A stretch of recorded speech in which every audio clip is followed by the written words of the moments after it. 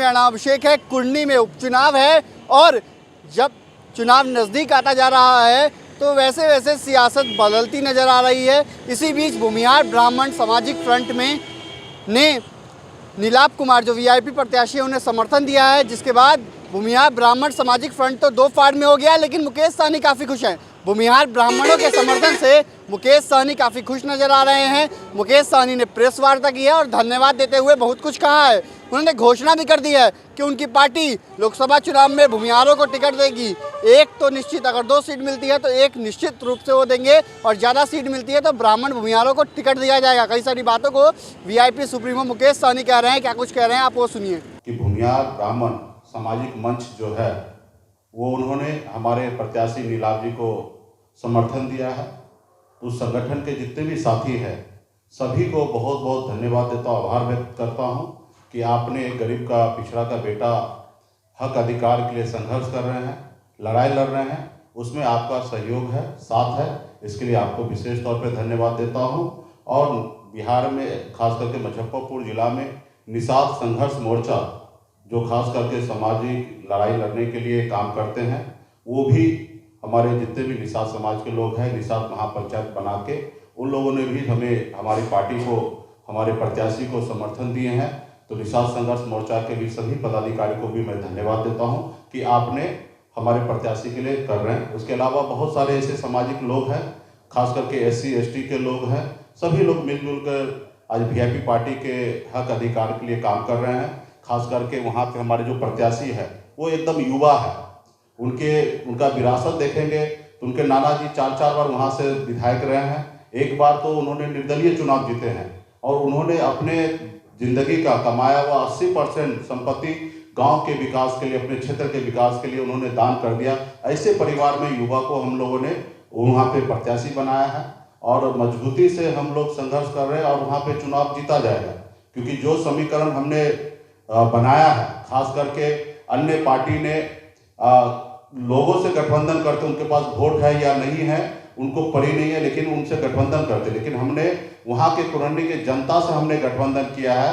खास करके निषाद समाज हमारे कोर वोट है। आपको भी पता है कि हमने अभी हाल फिलहाल में बोछा में चुनाव लड़ा, अकेले अपने दम पर हमने 30,000 वोट लाया था। यहाँ पे भी हमारे आधार वोट 30-35 हज़ार है और 55-60 हज़ार जिनके पास भी वोट आ जाएगा उनका चुनाव जीता जाएगा।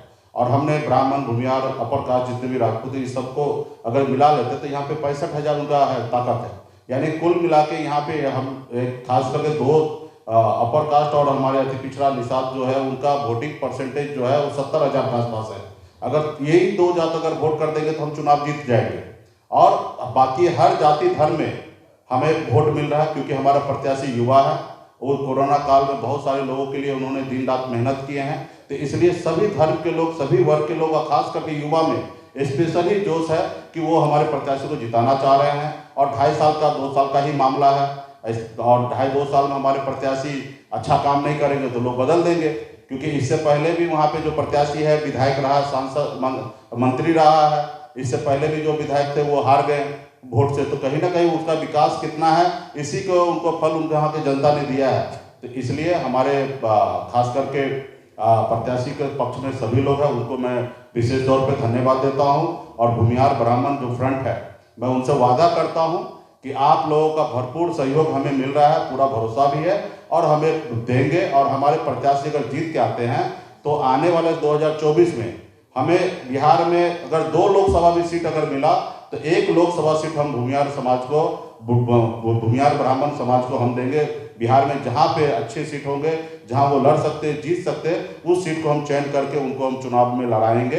भले 2 ही सीट हमें क्यों ना मिले, हम उनको लड़ाएंगे। जितना ज़्यादा सीट मिले, 10-12 सीट मिले तो 12 सीट में उस हिसाब से हम लोग ज़्यादा से ज़्यादा संख्या में लड़ाएंगे।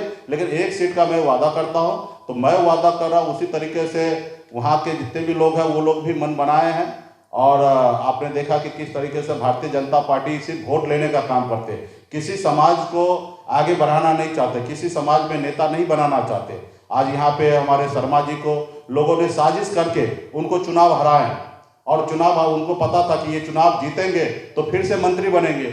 और कुछ लोगों को अपना चाहता था मुजफ्फरपुर में उनको जिताएं। हमको 4 बार चुनाव के समय में बीजेपी के बड़े नेता फोन किए कि हमें इस प्रत्याशी को जिताइए, लेकिन शर्मा जी के लिए एक बार भी फोन नहीं किया, क्योंकि हम गठबंधन में तो निश्चित तौर पे हमने हर जगह ताकत लगाया, लेकिन एक व्यक्ति के लिए हमने विशेष टीम लगा दिया, वहाँ पे उनको हमने जिताया भी, और वो जीते तो वो पहली बार जीते, और पहली बार में उनको मंत्री बना दिया गया। तो क्योंकि पता था वो कुछ लोगों को कि शर्मा जी अगर चुनाव जीत के जाएंगे तो इनको मंत्री बन जाएंगे, तो हमारे आदमी नहीं बन पाएंगे। तो एक साजिश के तहत शर्मा जी को चुनाव हराया गया और एक व्यक्ति को पहली बार में विधायक बने उनको चुनाव जिता के डायरेक्ट मंत्री बना दिया गया।